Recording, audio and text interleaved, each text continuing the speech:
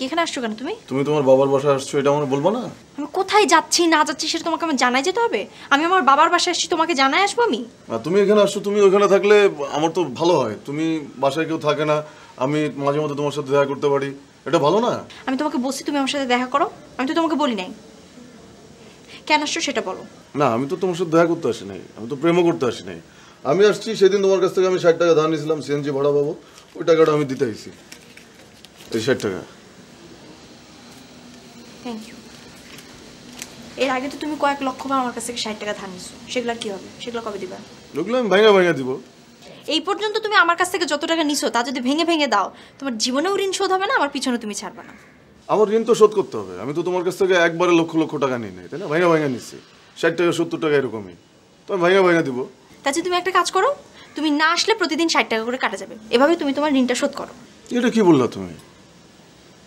আমি এরকম কাটাকাটি করতে পারবো না, আমি ভাঙা ভাঙা নিচ্ছি, ভাঙা ভাঙাই দিব। আর আমি তো ঋণের বোঝা মাথায় নিয়ে বাঁচতে পারবো না, তাই না? তাহলে মরে যাও।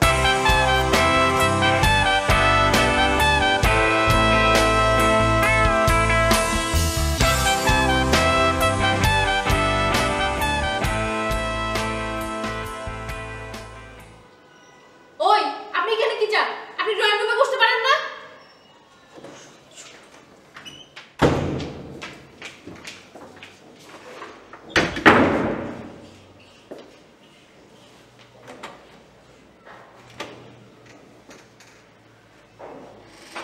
এইখানে আবার কি?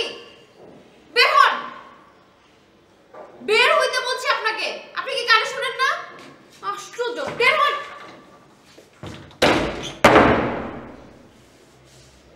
আরে খাওয়া নাও না, তুই এরকম গোমরা মুখ করে বসে রয়েছে কেন?